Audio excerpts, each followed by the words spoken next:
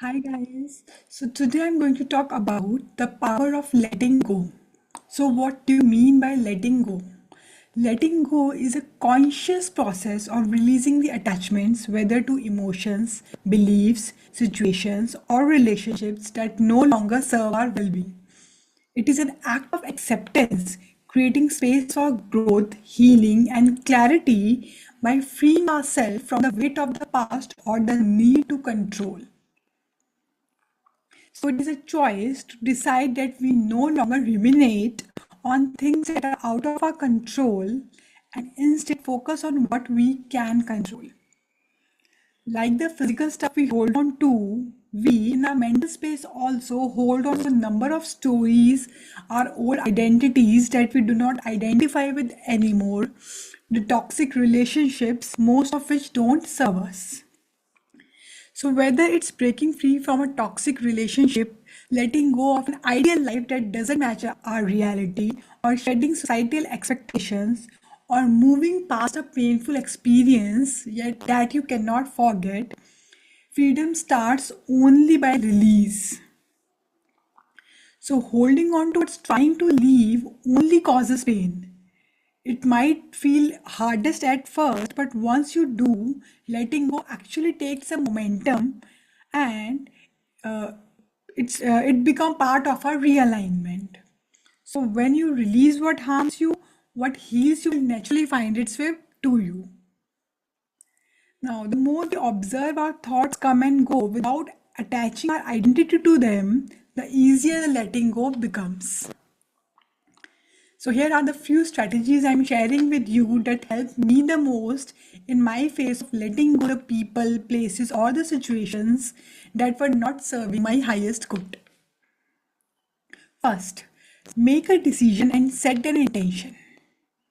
Make a mindful and clear decision of releasing all the people, places, situations which are holding you back to be where you are supposed to be. The what ifs will try to convince you to hold on to tighter, but that doesn't make them right. Sometimes letting go is instantaneous once we set our intent to change. Secondly, choose from what I can't to I choose not to. There's a slight difference between giving up and letting go. Giving up is saying that I can't, while letting go is saying I won't. The difference is subtle in sound but vast in impact. Giving up comes from defeat, feeling powerless, while letting go comes from strength, a decision to release what holds you back. Fight hard but know when to stop.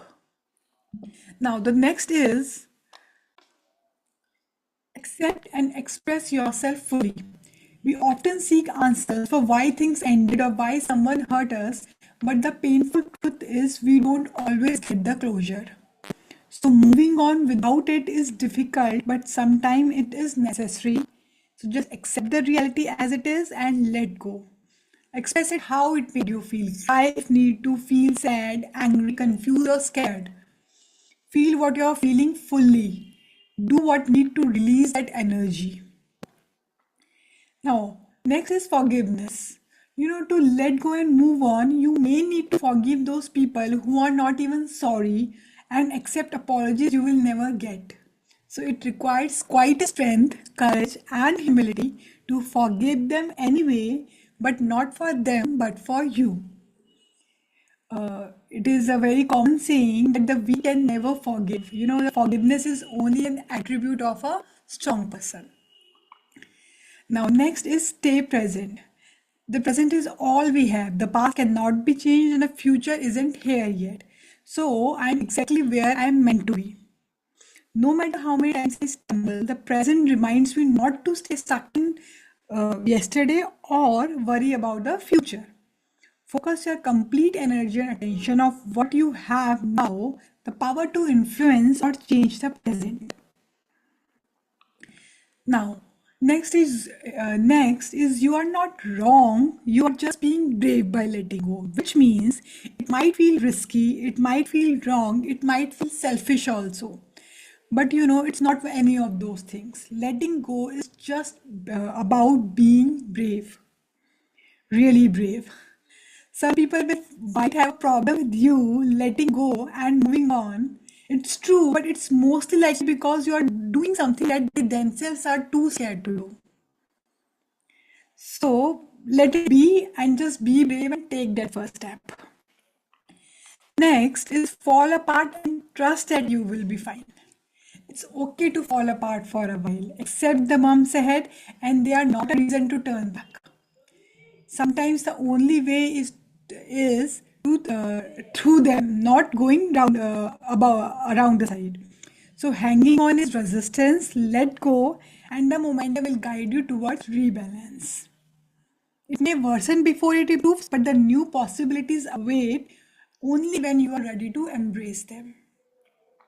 Now, the next is don't expect change. Past behavior of people is the best predator of the future events. Though people change over time, but they change according to their own path, not someone else. So, if it comes from you, it will be temporarily only. Let go as people learn at their own pace and in their own timings. Okay. Next is, what you fear is already here, which means that we hold on because we fear the unknown. But by clinging to something that's trying to let go of us, we are already experiencing the very emotion that we are afraid to face. So holding on to something that doesn't want to stay creates only loneliness, insecurity, and fear. Instead of this, use this energy to regain your balance and move forward. Okay. Next is embrace your worth and honor your own journey, which means choosing yourself. You acknowledge that you value your peace and well-being far more than holding on to what no longer serves you. Letting go becomes not just a release but a conscious decision to prioritize your own needs, reclaim your power, and create a life which is in alignment with your true self. So it is not an end but a new beginning.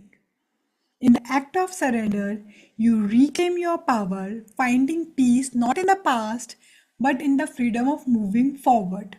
So you are only making room for a life that aligns with your truest self. That is all for today. Hope you find it useful. Take care.